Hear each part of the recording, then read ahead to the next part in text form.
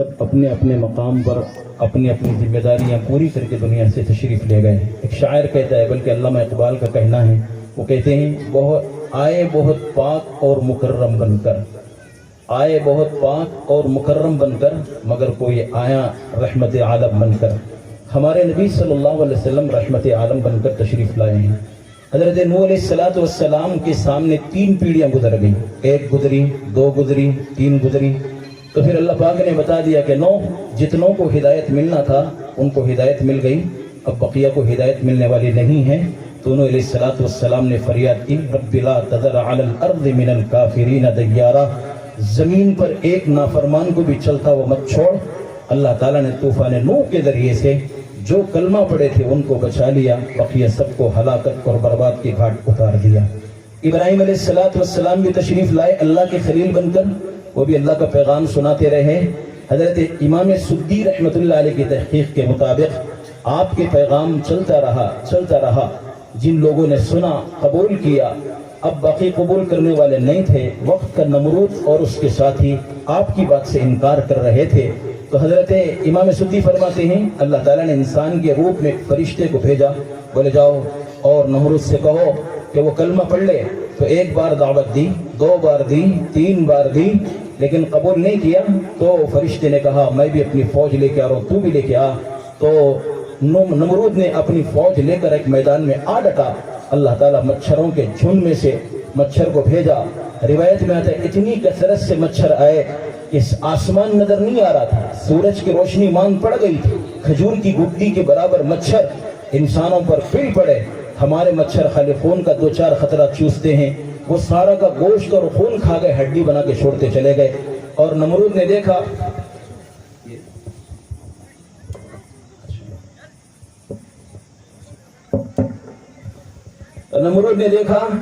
کہ میرے لشکر کو مچھروں کے جھنڈ نے برباد کر دیا. تو جس کی وجہ سے وہ ڈرتا سہما بھاگا اور اپنی بیگم کے پاس بیٹھ کے کہنے لگا کہ مچھروں کے جھنڈ نے میرے لشکر کو تباہ ہوا تاراج کر دیا. ایک لنگڑا مچھر اڑتا ہوا آیا, اس کے ناک میں گھس گیا اور اس کا دماغ چاٹتا رہتا. جو بھی اس کے سامنے آتا تو مالک سمجھ کر اس کو سجدہ کرتے, لیکن آنے والے سے کہتا کہ میرے سر پہ جوتا مارو. اپنے سر کو دیوار سے ٹکرا کر ایک عرصے تک ذلت آمیز عذاب کے ذریعے سے اللہ نے اس کو برباد کر دیا. موسیٰ علیہ السلام کا زمانہ آیا. حضرت موسیٰ علیہ السلام نے اللہ کی طرف دعوت دی. لوگ ماننے والوں نے مانا, نہیں ماننے والوں نے سرکشی کی, ہٹ درمی کی. فرعون اور اس کے ساتھیوں نے انکار کیا. اللہ پاک نے حضرت موسیٰ علیہ السلام کو حکم فرمایا, بنی اسرائیل کو لیجئے, آپ مصر چھوڑ دیجئے, ادھر آ جائیے مقدس سرزمین میں ملک شام کی طرف. حضرت موسیٰ علیہ السلام 6 لاکھ بنی اسرائیلوں کو لے کر نکلے, دریا عبور کیا. اللہ کے حکم سے آپ کے لیے دریا نے راستہ دیا. اور فرعون سوچنے لگا یہ راستہ میرا ہی ہے. اپنے لشکر کے ساتھ 16 لاکھ فرعون اندر داخل ہوا. اللہ کا حکم آیا کہ دریا کے پانی کے ملنے کو سب تہتیز ہو گئے, برباد ہو گئے. میرے بھائیوں اور عزیز دوستوں, نبی آتے اللہ کی طرف لوگوں کو بلاتے, نہیں ماننے والے جب سرکشی کرنے لگتے تو ہاتھ اٹھا کر فریاد کرتے مالک ان کو ہلاک کر, برباد کر, تباہ کر, تاراج کر. لیکن پیارے نبی صلی اللہ علیہ وسلم کا معاملہ الگ تھا. آپ سراپا رحمت ہی رحمت تھے. حضرت عمر رضی اللہ تعالیٰ نے عرض کیا یا رسول اللہ, اگر آپ اور نبیوں کی طرح ہمارے حق میں بد دعا کرتے تو ہم برباد ہو جاتے ہیں. ایک مرتبہ بیت اللہ سے ٹیک لگا کے بیٹھے ہوئے تھے. حضرت خبیب آپ کی خدمت میں تشریف لائے. آپ نے کہا یا رسول اللہ, مشرکین مکہ نے دکھ کر دیا, جینا تنگ کر دیا, بد دعا کر دیجئے. آپ ٹیک سے ہٹائے اپنے چہرے پیٹھ مبارک کو, کہنے لگے کہ پچھلے زمانے میں لوگ اس دین اور ایمان کے خاطر ان کو آروں سے چیرا گیا, لوہے کی کنگھیوں سے نوچا گیا, پھر بھی ان لوگوں نے صبر کیا. مگر تم جلد بازی کرتے ہو. ایک وقت آئے گا صنعاء سے ایک عورت نکل کر مکہ مکرمہ کو حج کرنے کے لیے آئے گی, بیچ میں کسی کا ڈر نہیں ہوگا سوائے خدا کے. اتنا امن و امان قائم ہوگا. آج جو تکلیف ہو رہی وہ راحت میں بدل جائے گی. تو آپ صلی اللہ علیہ وسلم جب اللہ کے پیغام کو سنانے کے لیے مکے کی گلیوں میں گزرتے رہتے تو لوگ کانٹے بچھاتے, پتھر مارتے, کوڑا ڈالتے, آپ کو تکلیف پہنچانے میں کوئی دقیقہ نہ چھوڑتے. تو آپ صلی اللہ علیہ وسلم ان کے حق میں دعائیں ہی دیتے رہتے. ایک مرتبہ آپ حرم شریف میں تھے, آپ نماز میں تھے. ابو جہل نے کہا کون ہے فلاں بستی میں اونٹ دبا ہوا ہے, اس کی اوجڑی سمیت غلازت سمیت اوج لائے اور محمد کے اوپر رکھے. عبداللہ ابن ابو معیط بدبخت نے یہ کام کیا, جلدی سے گیا اور وہ اوج لا کر آپ صلی اللہ علیہ وسلم کی کمر پہ رکھ دیا. لوگ ہنسی کی وجہ سے ٹوٹے جا رہے تھے, لیکن آپ صلی اللہ علیہ وسلم دب گئے, اٹھ نہیں سکتے تھے. آپ کی چھوٹی سی اور ننھی سی پیاری بچی حضرت فاطمہ رضی اللہ تعالیٰ عنہ آئیں اور اونٹ کی اوج کو ہٹایا, اپنی زبان سے بد دعا دینے لگی. نبی جی صلی اللہ علیہ وسلم نے فرمایا, بیٹا صبر کر, ایک وقت آئے گا تیرے باپ کا لایا ہوا دین ہر کچے پکے مکان میں داخل ہوگا. آپ نے بد دعا سے منع فرما دیا, بد دعا مت دو, میری امت کو بد دعا مت دو. حضرت عمر رضی اللہ عنہ فرماتے ہیں, احد کے دن جس وقت آپ کا چہرہ لہو لہان ہو گیا تھا, آپ کے دونوں دانت ٹوٹ گئے تھے, آپ کے خود مبارک خود کی کڑیاں آپ کے چہرے انور میں گھس گئی تھی, تو اس موقع پر صحابہ نے کہا اب تو کم سے کم ان کے حق میں بد دعا کر دیجیے. تو آپ صلی اللہ علیہ وسلم قبلے کی طرف رخ کیے, ہاتھ اٹھائے اور فریاد کرنے لگے, رب اے اللہ میری اس قوم کو ہدایت دیجیے, اے اللہ میری اس قوم کو ہدایت دیجیے جو جانتی نہیں ہے, میری اس قوم کو ہدایت دیجیے جو جانتی نہیں ہے. آپ صلی اللہ علیہ وسلم اپنی امت کے حق میں ہدایت کی ہی دعا کرتے رہے, تکلیفیں سہتے رہے, برداشت کرتے رہے, لیکن ہدایت کی دعا ہی کرتے رہے. آپ نے بارہا سنا ہوگا کہ آپ صلی اللہ علیہ وسلم مکہ مکرمہ میں جب اللہ کے پیغام کو لے کر چلتے رہے, لوگ آپ کی بات مان کر نہیں دے رہے تھے, تو نبی جی صلی اللہ علیہ وسلم نے سوچا کہ میں ہو سکتا ہے طائف والے میری اس بات کو قبول کر لیں. آپ نے پیدل سفر کیا 100 میل کا, زید بن حارثہ آپ کے ساتھ میں تھے. آپ نے اپنے آپ کو ان قوم کے سرداروں کے سامنے پیش کیا, میری اس بات کو قبول کرو, دین کو اقرار کرو اور میری بات مان لو, دنیا اور آخرت کی کامیابی تمہارے حصے میں آئے گی. ان لوگوں نے مکے والوں سے بھی زیادہ سرشوئی کا معاملہ کیا. تو ان لوگوں نے یہ کیا کہ اللہ کو تمہارے سوا کوئی اور نہیں ملتا تھا, کہ آپ کو اللہ نے نبی بنا کر بھیجا ہے. چنانچہ ایک نے کہا کہ اگر تو جھوٹا ہے تو میں تجھ سے بات کرنا نہیں چاہتا, اور اگر سچا ہے تو تیری بات کا انکار کرنا ہلاکت اور بربادی سے خالی نہیں ہے. تینوں نے جواب دے دیا, لیکن آپ صلی اللہ علیہ وسلم مایوس ہو کر وہاں سے نکلے. اوباش قسم کے نوجوانوں کو آپ کے پیچھے لگا دیا. راستے کے دونوں طرف نوجوان کھڑے نوکیلے پتھر لے کر آپ کو مار رہے تھے. 3.5 میل دور تک آپ کو پتھر مارے گئے. آپ کو ایک مقام پر ذرا سکون ملا, ظالموں نے آپ کے بغل میں ہاتھ دے کر آپ کو کھڑا کیا, پھر مارتے رہے. فرشتوں کے سردار جبرائیل آپ کی خدمت میں حاضر ہو گیا اور سلام کر کے کہنے لگا, یا رسول اللہ, یہ فرشتوں کا وہ ملک الجبال آپ کی خدمت میں حاضر ہے, آپ کو سلام کر رہے ہیں. اگر آپ اجازت دیں گے تو یہ دونوں پہاڑوں کو ایسے ملا دے گا کہ بیچ میں رہنے والے سارے برباد ہو جائیں گے. تو آپ نے فرمایا, میں دہر میں قہر بن کے نہیں آیا, رحمت عالم بن کر آیا ہوں. میں ان سے لے کر ان کی اولاد سے امید کرتا ہوں کہ میں نے سب کو معاف کر دیا. میرے بھائیوں اور عزیز دوستوں, رحمت عالم صلی اللہ علیہ وسلم کی شان تھی تو آپ نے ان کو بالکل معاف فرما دیا. ایک مرتبہ امی جان عائشہ صدیقہ رضی اللہ تعالیٰ نے آپ سے پوچھا, یا رسول اللہ, احد سے زیادہ سخت دن کوئی آپ کی زندگی میں آیا ہے؟ عائشہ, تیری قوم سے جو تکلیف پہنچی وہ تو اپنی جگہ ہے, لیکن طائف کی تکلیف آج بھی میرے دل میں محسوس ہو رہی ہے. مکہ مکرمہ کو فتح کرنے کے لیے آپ صلی اللہ علیہ وسلم تشریف لا رہے تھے. 10,000 صحابہ کرام کا ضمن غفیر آپ کے ساتھ میں. مرو الظہران ایک مقام ہے, اس مقام پر لشکر نے پڑاؤ کیا. آپ نے حکم فرمایا ہر آدمی اپنا اپنا چولہا الگ الگ جلائے تاکہ دشمن پر اس کا رعب پڑے. ابو سفیان دیکھ کر حیران ہو گیا کہ آنن فانن اتنا بڑا لشکر کہاں سے آ گیا. بدیر ابن نبرقہ اور ابو سفیان دونوں یہ باتیں کر رہے تھے. حضرت عباس حضور صلی اللہ علیہ وسلم کے چچا حضرت سفیان کی آواز سنے تو فوراً گئے, ابا چل جلدی سے میرے ساتھ. نبی جی صلی اللہ علیہ وسلم کا خچر گلدل نامی ساتھ میں لائے تھے, اس پر بٹھایا, جلدی حضور اکرم صلی اللہ علیہ وسلم کی خدمت میں لے جانے کے لیے تیز تیز چل رہے تھے. حضرت عمر کی نظر پڑی تو نبی جی صلی اللہ علیہ وسلم سے کہنے لگے, یا رسول اللہ, کفر کا سرغنہ ہاتھ آ گئے, اجازت دیجیے اس کا سر اڑا دو. تو آپ صلی اللہ علیہ وسلم خاموش انتظار کرتے رہے. عباس نے کہا, اگر تیرے خاندان کا آدمی ہوتا تو کیا تو ایسا معاملہ کرتا؟ کہ آپ صلی اللہ علیہ وسلم نے دونوں میں ایسی بات چلتی دیکھ کر فرمایا, ٹھیک ہے, رات کی حد تک تم اپنے خیمے میں رکھو, صبح لیتے آنا. سفیان جب آئے, ابو سفیان آئے حضور اکرم صلی اللہ علیہ وسلم کی خدمت میں, تو نبی جی صلی اللہ علیہ وسلم نے پوچھا, ابو سفیان, کیا اب بھی تم کو شک ہے کہ اللہ کے سوا کوئی معبود نہیں؟ بولے, اس میں تو کوئی شک نہیں ہے کہ اللہ کے سوا کوئی معبود نہیں. اچھا, اس میں شک ہے کہ کیا میں اللہ کے رسول ہوں؟ بولے, ہاں, اس معاملے میں تھوڑا سا شک ہے مجھے. یہاں کھڑا ہو کر بھی ابو سفیان کرے کہ مجھے اس معاملے میں تھوڑا شک ہے. اگر آپ اشارہ کرتے تو ابو سفیان کا سر تن سے جدا ہو سکتا تھا.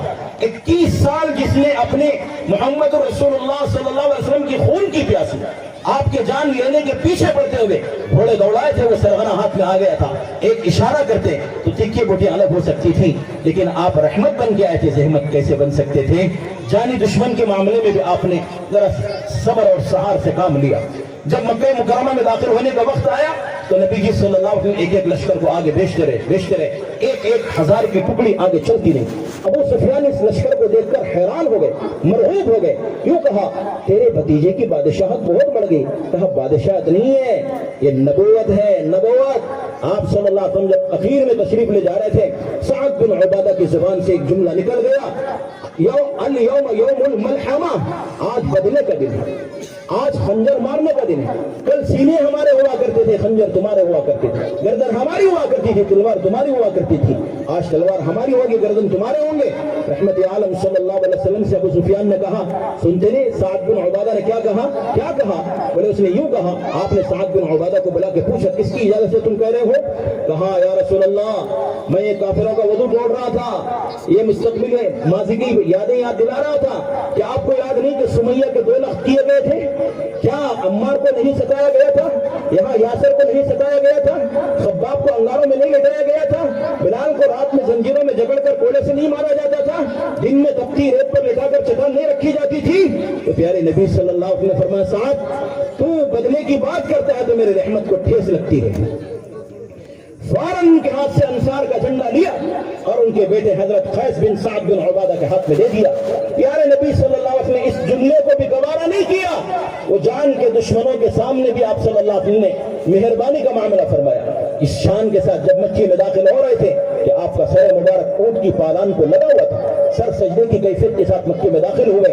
آپ صلی اللہ علیہ وسلم حرم شریف میں جب آئے تو آپ صلی اللہ علیہ وسلم نے اعلان کر دیا جو آدمی ہتھیار ڈال دے گا اس کو بھی امان دیا جائے گا، جو آدمی اپنے گھر کا دروازہ بند کر لے گا اس کو بھی امان دیا جائے گا، جو ابو سفیان کے گھر میں پناہ لے گا اس کو بھی امان دیا جائے گا۔ آپ نے عام معافی کا اعلان فرما دیا۔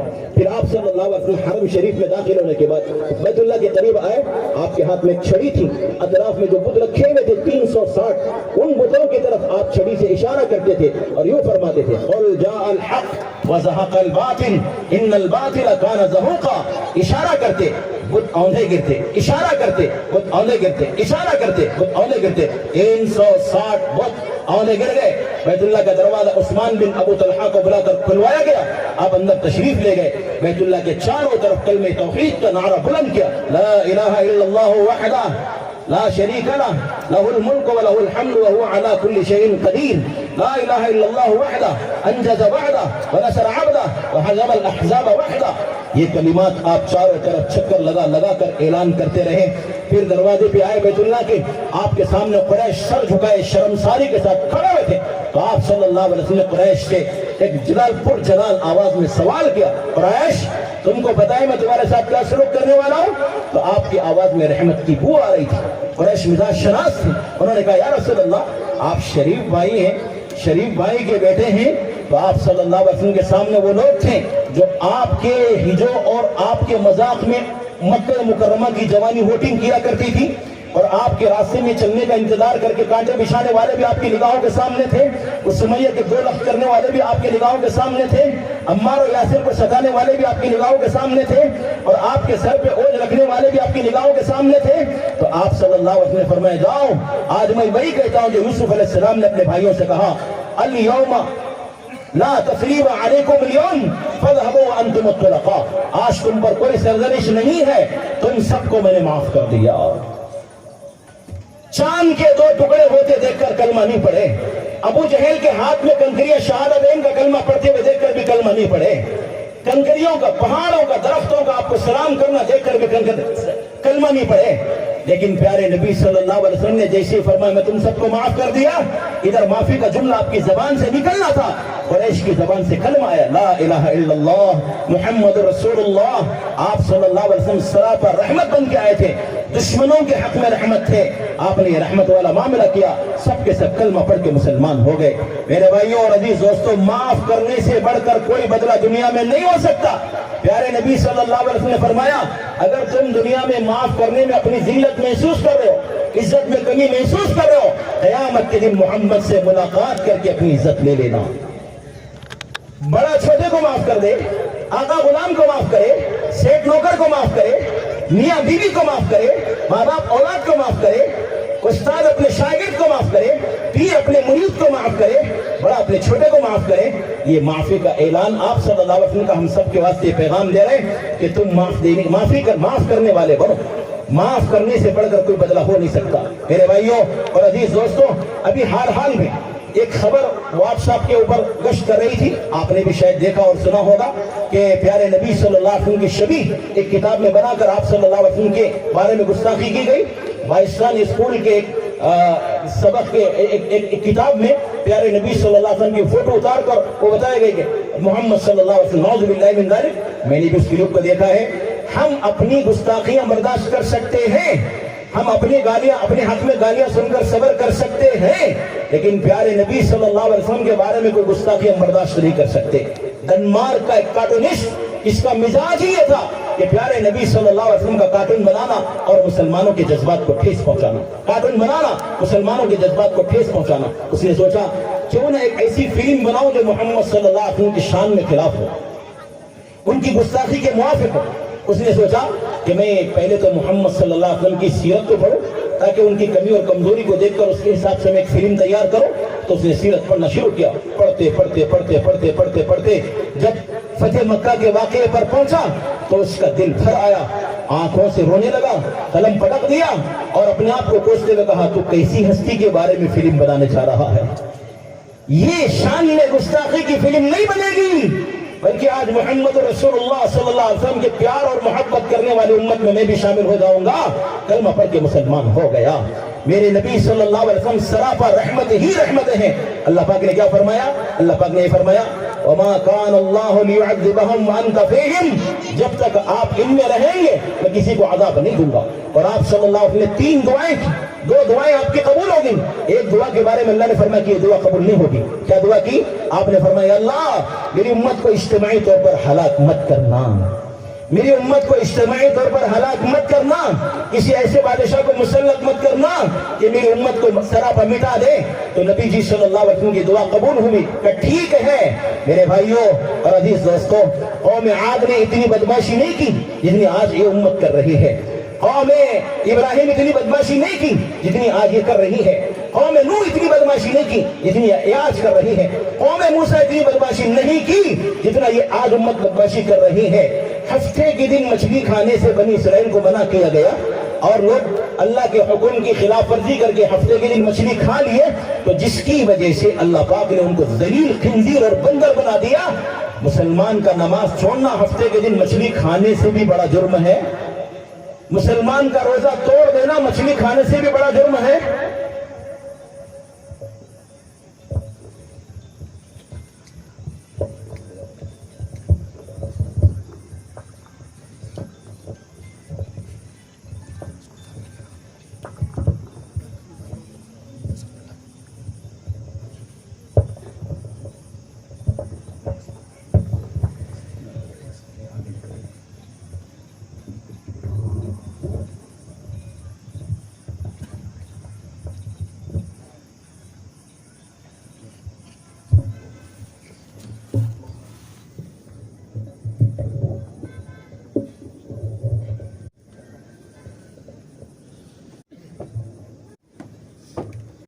हफ्ते के दिन मछली खाना अल्लाह ने मना किया, इसके बावजूद वो हीले बहाने से हफ्ते के दिन मछली खा लिए, जिसकी वजह से अल्लाह पाक ने उनके चेहरों को मस्त कर दिया।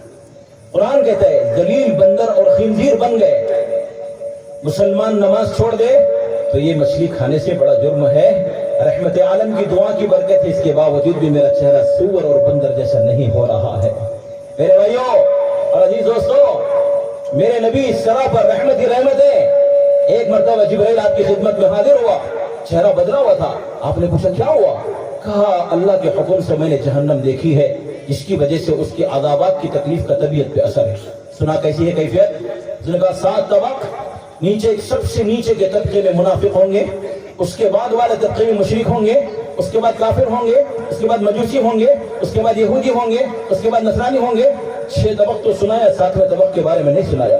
तो रहमत आलम सल्लल्लाहु अलैहि वसल्लम ने पूछा फिर 7वें तबके में कौन होंगे? कहा आपकी उम्मत के गुनहगार होंगे। आपकी तबीयत बदल गई। آپ کا دل غم میں ڈوب گیا, آنکھیں آنسوں میں تیر رہی ہیں, آپ کھانا پینا چھوڑ دیے, سلام کلام چھوڑ دیے, نشست و برخاست چھوڑ دیے, آپ نماز پڑھتے ہیں, خاموش جا کے اپنے اوپر کے حصے میں بالا خانے میں آرام کرتے ہیں. نماز کا وقت آ رہا ہے, گھر سے اتر کے آ رہے, آپ نماز پڑھا رہے, خاموش چلے جا رہے. فجر کی نماز کے بعد آپ 2 جانوں 4 جانوں ہوئے جاتے تھے, اور صحابہ کرام ضرورت والا کوئی ہوتا تو سوال کرتے, یا رسول اللہ فلاں ضرورت. کوئی خواب سنا تھا, آپ تعبیر بیان کرتے. کوئی خواب نہیں سنا تھا تو آپ خود اپنا خواب سنا کے اس کی تعبیر سناتے. اہل ضرورت آپ سے معلومات کرتے دین کی اور دنیا کی. یہ آپ کی گویا تعلیم کا وقت ہوا کرتا تھا فجر کی نماز کے بعد. لیکن آپ فجر کی نماز کے بعد نشست نہیں لگا رہے, خاموشی سے نماز پڑھ کے چلے جا رہے. 3 دن کے بعد سب سے پہلے ابو بکر نے محسوس کیا نبی رحمت صلی اللہ علیہ وسلم مغموم ہیں, میں معلوم کروں آپ غمگین کیوں ہیں. آپ حجرے کے سامنے گئے, سلام کیا, السلام علیکم یا رسول اللہ, میں آنا چاہتا ہوں. کوئی اجازت نہیں, آپ روتے ہوئے واپس آ گئے. حضرت عمر سے کہا, میں گیا ہوں سرکار سے معلوم کرنے کے لیے, سرکار میرے واسطے دروازہ نہیں کھولے, شاید تیری وجہ سے دروازہ کھولے اور دل کی بات حضور سنے, تو جا تو صحیح. حضرت عمر گئے, السلام علیکم یا رسول اللہ, عمر آنا چاہتا ہے, بولے کوئی اجازت نہیں. 3 بار سلام کیا, واپس آگے روتے ہوئے. سلمان فارسی ملے, سلمان فارسی سے کہا, سلمان تیرے بارے میں حضور نے فرمایا سلمان منا اہل البیت, سلمان اہل مکان میں سے ہے, شاید تیری وجہ سے حضور دروازہ کھولے اور اپنے دل کی بات سنائیں. حضرت سلمان فارسی گئے, سلام کیا, کوئی اجازت نہیں. یہ تینوں روتے ہوئے واپس آ گئے. حضرت علی رضی اللہ عنہ سے ملاقات ہوئی, داماد مصطفیٰ ہے, فاطمہ کے شوہر ہیں, حسنین کے ابا جان ہیں, شاید ہو سکتا ہے علی کی وجہ سے دروازہ کھول کے حضور اپنے دل کی بات سنائیں. علی سے کہا, تم جاؤ سرکار دو عالم صلی اللہ علیہ وسلم سے غمگین ہونے کی وجہ معلوم کرو.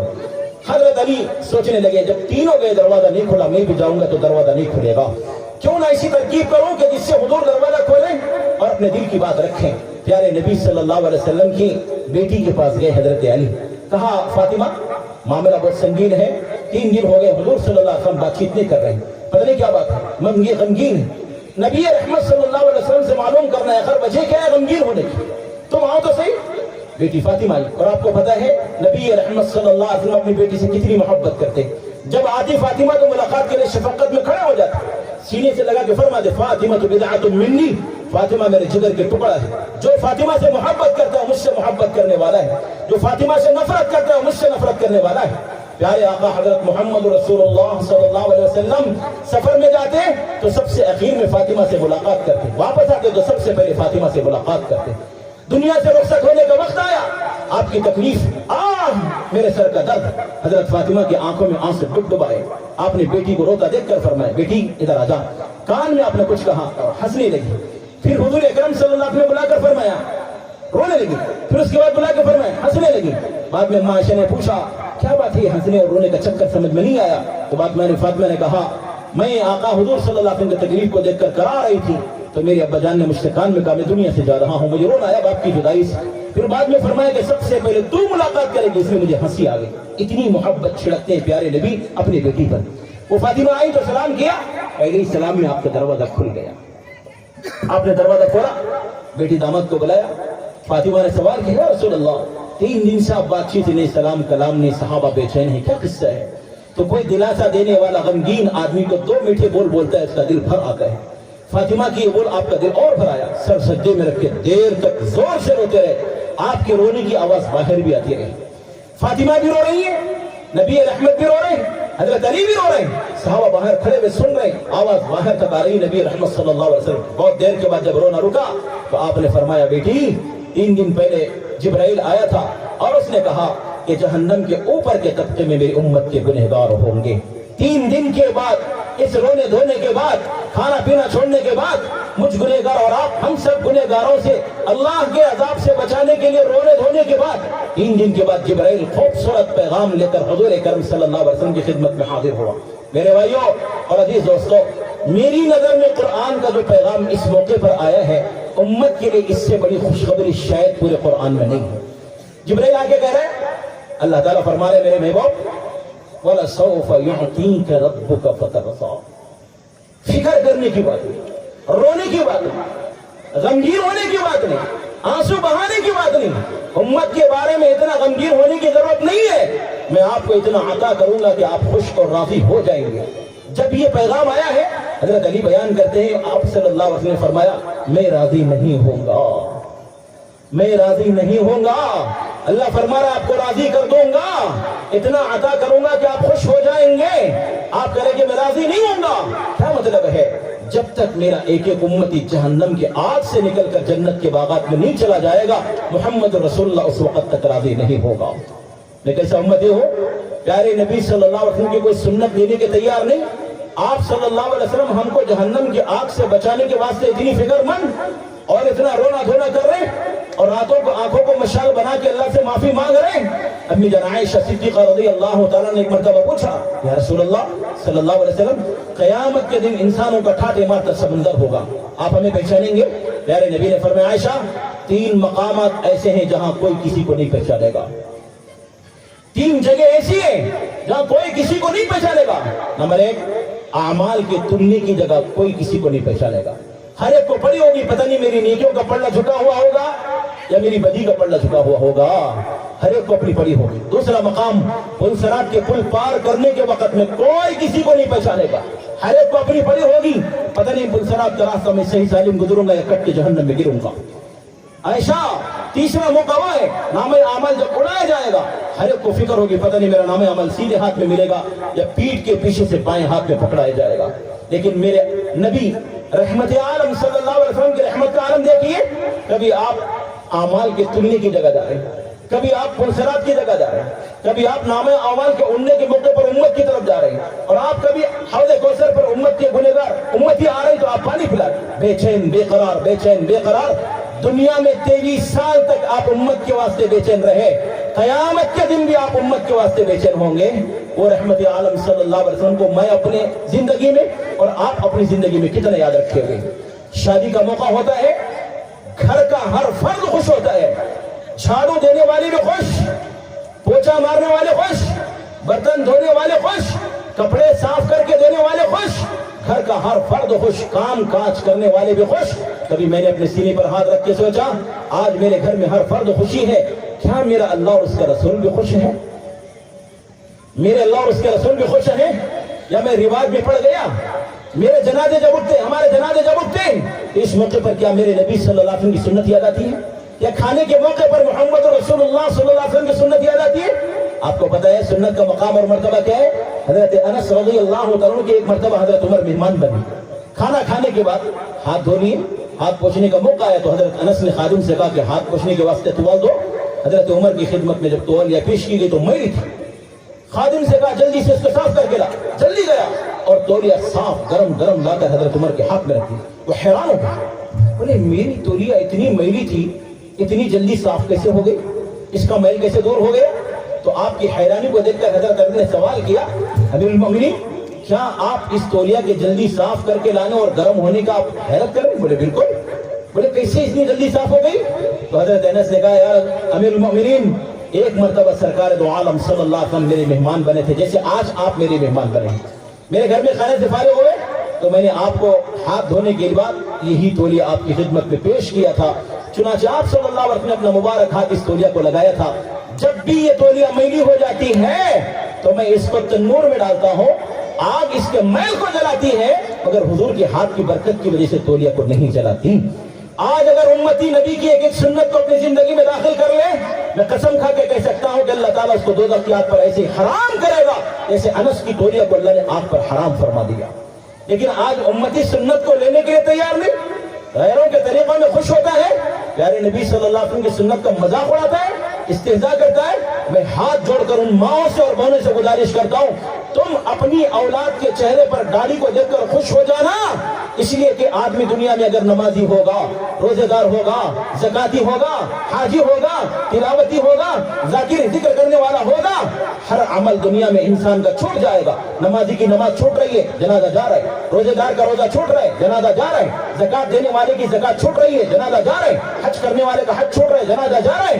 لیکن ایک سنت ہے جو اپنے نبی صلی اللہ علیہ وسلم کے ساتھ میں قبر میں لے کر جائے گا, اور وہ ہے چہرے کی داڑھی ہے. میرے بھائیوں اور عزیز دوستو, ایک صحابی جن کے چہرے پر ایک ہی بال ہوا کرتا تھا تو پیارے نبی صلی اللہ علیہ وسلم کو دیکھ کر مسکرایا کرتے تھے. تو وہ ایک داڑھی کا بال جو آپ تھا وہ گھسک کے دیکھے تو آپ نے اپنے چہرے کو پھیر لیا. بڑی حسن کیا ہوا, جب تیرے چہرے پہ ایک بال تھا تو اس کو فرشتے جھومتے تھے, مجھے دیکھ کے خوشی ہوتی تھی, جس کی وجہ سے میں ہنستا رہتا تھا. تو اب تیرے چہرے پر وہ داڑھی کا بال نہ رہا, فرشتے نہیں آئے, جس کی وجہ سے میں نے اپنے چہرے کو پھیر لیا. ہر امتی اس بات کے بارے میں خیال کرے, قبر میں سونے کے بعد اگر میرے چہرہ حضور کے جیسے چہرے کے ساتھ اگر چہرہ نہ ہو, اگر سرکار قبر میں میرا چہرے دیکھ کر چہرہ پھیر لے تو میرا کیا بنے گا, میرا کیا بنے گا. اس لیے میں گزارش کرتا ہوں ان ماؤں سے اور ان بہنوں سے جو اپنی اولاد کے چہرے پر داڑھی دیکھ کر خوش نہیں ہوتے اور یوں کہتے ہیں کہ بوڑھا ہو گیا کوئی بچی دے گا, بولے یہ سنت کا مذاق ہے, خدا اور اس کے رسول کا واسطہ یہ ہرگز مت کرو, یہ ہرگز مت کرو, اللہ سے ڈرو. پیارے نبی صلی اللہ علیہ وسلم کی سنت ہی دنیا اور آخرت میں نجات دلانے والی ہے.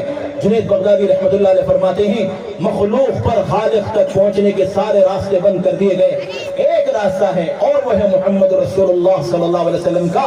اس راستے پر جو آئے گا اللہ کو پائے گا, جو اس راستے سے ہٹ گئے وہ اللہ سے گم ہو جائے گا, وہ کبھی اللہ کو پا نہیں سکتا.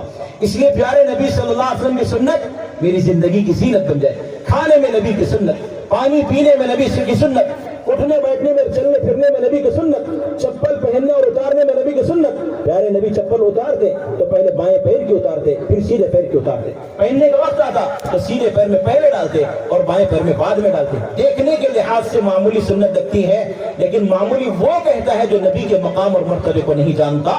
جس کے دل میں نبی کی عظمت ہوگی اور محبت ہوگی, نبی کا مقام اور مرتبہ جانتا اگر ہوگا تو وہ یقیناً چھوٹی سنت کو بھی چھوٹی نہیں سمجھے گا, بلکہ یہ سمجھے گا میرے نبی کی سنت ہے, میرے پیارے آقا کی سنت.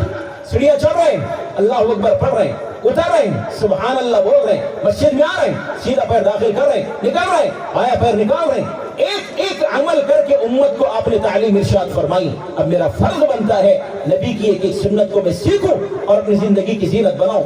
جو شخص نبی صلی اللہ علیہ وسلم کی سنت کو سیکھ کر اپنی زندگی کی زینت بنائے گا, رب ذوالجلال کی قسم اللہ تعالیٰ اس سے محبت فرمائیں گے. کیا فرمایا اللہ نے, قل ان کنتم تحبون اللہ فاتبعونی یحببکم اللہ. آپ فرما دیجئے جو اللہ سے محبت کرتے ہیں یا رکھتے ہیں, فاتبعونی, میری اتباع کریں. اگر تم میری اتباع کرو گے اللہ تعالیٰ تم سے بھی محبت کرے گا. میں دعویٰ کروں اللہ اور اس کے رسول سے محبت ہے, کام بننے والا نہیں ہے, لیکن اللہ اور اس کے رسول اعلان کرتے ہیں کہ فلاں بندے اور امتی سے محبت ہے, میری دنیا اور آخرت دونوں بننے والی ہے.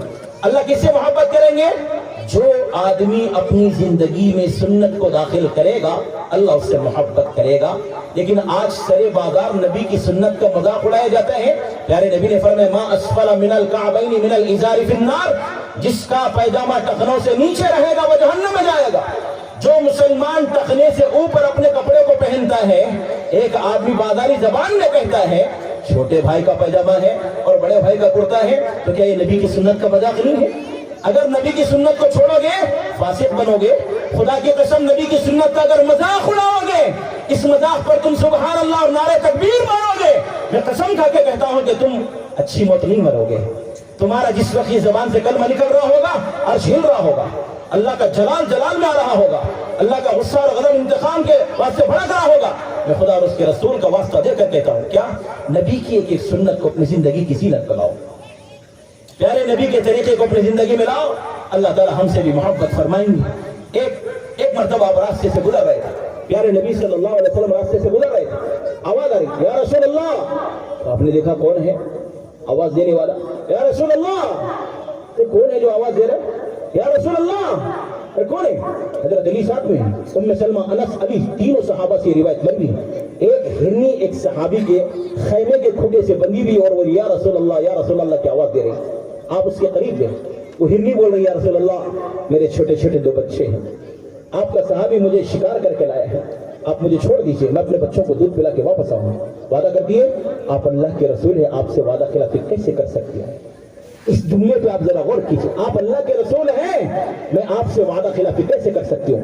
آپ نے اپنے مبارک ہاتھوں سے اس کو چھوڑا, وہ ہرنی گئی, اپنے بچوں کو دودھ پلا کے واپس آ رہی ہے. میں جاؤں گی واپس, میرے گدھے پر چھرا پھیر کر مجھے کاٹ کر ذبح کر کے کھا لیا جائے گا, مگر اپنی جان کی پرواہ نہیں ہے, حضور سے کیے ہوئے وعدے کی پرواہ, وہ واپس آ رہی ہے. وہ آ گئی تو آپ نے اپنے مبارک ہاتھوں سے اس کو باندھ دیا. اتنے میں وہ صحابی آئے جو شکار کر کے لائے تھے, بیچو گے؟ میری ہر چیز آپ کے نام پر وان ہے, لیجئے, بیچنے کی کیا بات ہے, ہبہ ہے, ہدیہ ہے, گفٹ ہے, لے لیجئے. آپ نے اپنے مبارک ہاتھوں سے اس کو چھوڑا, آسمان کی طرف سر اٹھائی, زمین پر ٹھوکر مارا, دعا دیتے ہوئے جا رہی ہیں, اللہ آپ کی امت کو دوزخ کی آگ سے ایسے آزاد کریں جیسے آپ نے مجھے دنیا کی قید سے آزاد فرمایا. ایک جنگلی جانور کہہ رہا ہے میں آپ سے وعدہ کر رہی ہوں, وعدہ خلافی کیسے کر سکتی ہوں, اللہ کے رسول ہیں. ہر مسلمان کلمہ پڑھنے والا وعدہ کر رہا ہے لا الہ الا اللہ محمد رسول اللہ میں اس بات کا اقرار کر رہا ہے میں اللہ کی عبادت کروں گا اور محمد رسول اللہ کی غلامی میں زندگی گزاروں گا. اور اگر یہ وعدے کے مطابق زندگی نہیں گزارے گا تو پھر دنیا میں بھی پریشان ہوگا اور مرنے کے بعد والی زندگی میں بھی پریشان ہوگا. میرے بھائیوں اور عزیز دوستوں, پیارے نبی صلی اللہ علیہ وسلم ایک مرتبہ سفر کر رہے تھے. آپ تشریف فرمائیں, صاحب آپ کی حرمت میں بیٹھے ہوئے. ایک بدو صحابی اپنے آستین میں گھوڑ پڑ کا شکار کر کے بیٹھے. دلائل ابو نعیم کے حوالے سے عبداللہ بن عمر رضی اللہ عنہ کی روایت. وہ پوچھا کہ کون ہے جس کے پیچھے بھیڑ جمع ہے؟ تو انہوں نے کہا یہ محمد عربی قریشی ہیں جو اپنے آپ کو نبی کہتے ہیں. اس نے کہا ہاں, کسی کی ماں نے ایسا برا لال نہ جنا ہوگا. اگر میری قوم کا کہنا سننے کی نوبت نہ آئی ہوتی, جلد بازی میں کام کر گیا, ابھی اس کا سر قلم کر دیتا. بازو میں عمر بیٹھے ہوئے تھے, رسول اللہ مجھے اجازت دیجیے اس گستاخ کی گردن اڑا دو. نبی رحمت صلی اللہ علیہ وسلم نے فرمایا عمر نبی حلیم المزاج ہوتے ہیں, چپ کر. آپ نے حضرت عمر کو چپ کرایا اور اپنی گھوڑ پڑ کو نکالا اور آپ کے سامنے سے پھینکا. اگر یہ گھوڑ پڑ گواہی دے آپ اللہ کے رسول ہیں تو میں بھی گواہی دوں گا. وعدہ کر رہا ہے اگر یہ گھوڑ پڑ گواہی دے, مردہ ہے شکار کر کے لایا ہے اور کہہ رہا ہے اگر یہ گواہی دے میں بھی گواہی دوں گا. تو آپ نے اپنا روئے سخن گھوڑ پڑ کی طرف کیا اور فرمایا یا عذاب, عربی میں عذاب گھوڑ پڑ کو کہتے ہیں, یا عذاب لبیک و سعدیک یا رسول اللہ. اس کی آنکھیں چمک رہی ہیں, زبان بول رہی ہے میں حاضر ہوں اللہ کے رسول. تو آپ نے پوچھا تو کس کی عبادت کرتی ہے؟ اس نے کہا میں اس کی عبادت کرتی ہوں جس کا عرش آسمان میں ہے, جس کا حکم زمین میں ہے, جس کا راستہ سمندر میں ہے, جس نے اپنی رحمت کی جگہ جنت کو بنایا اور عذاب کی جگہ جہنم کو بنایا. یہ تو اللہ کا تعارف تھا. نبی نے پوچھا میں کون ہوں؟ یہ تو اللہ کا تعارف تھا نا, میں کون ہوں؟ تو گھوڑ پر نے کہا انت رسول من رب العالمین وخاتم النبیین, آپ رب العالمین کے رسول ہیں اور آخری نبی ہیں. بدوال پڑا اشہد ان لا الہ الا اللہ وانک محمد رسول اللہ. جس نبی کی آواز پر مردہ زندہ ہو جایا کرتے تھے, لیکن آج اگر میں نبی کی سنت چھوڑتا ہوں, میں کسی کو نہیں بولوں گا, اپنی ذات کو کوسوں گا. اگر میں کوئی نبی کی سنت چھوڑتا ہوں تو وہ مردہ گھوڑ پر سے بھی زیادہ بدتر ہوں میں. میرے بھائیوں اور عزیز دوستوں, میں نبی کی سنت کو لینے والا بنا, نبی کی سنت کو ادا کرنے والا بنا. محبت کے دعوے سے کام چلنے والا نہیں ہے جب تک سچی محبت کے ساتھ سچی اطاعت اور غلامی نہ کرے. آقا نے فرمایا میری ساری امت جنت میں جائے گی سوائے اس کے جس نے انکار کیا. یا رسول اللہ انکار کرنے والا کون ہے؟ کون ہے جو جنت میں جانے سے انکار کرے گا؟ آپ نے فرمایا جس نے میری اتباع کی وہ جنت میں جائے گا, اور جس نے میری نافرمانی کی وہ جنت میں جانے سے انکار کرنے والا ہے. اس جملے کو اچھی طرح سے آپ یاد رکھیں. ایک اور موقع پر آقا حضور صلی اللہ علیہ وسلم نے فرمایا, آپ نے فرمایا قسم اس ذات کی جس کے قبضے میں محمد کی جان ہے, تم اس وقت تک مسلمان ہو ہی نہیں سکتے جب تک کہ تمہاری ہر خواہش اس دین کے تابع نہ ہو جائے جس کو میں لے کر آیا ہوں.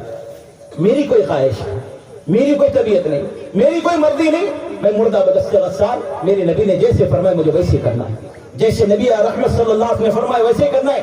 اگر دنیا میں حضور کی رحمت سے فائدہ اٹھانا ہے تو مجھے وہی کرنا ہے جو نبی رحمت صلی اللہ علیہ وسلم نے کیا ہے اور ہم سب کو تعلیمات کے ذریعے سے ہدایت دی ہے.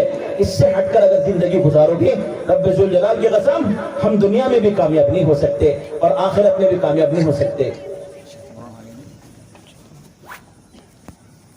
اب ہمارے اس جلسے کے اہم مہمان خصوصی حضرت مولانا سید احمد گومیز ندوی دامت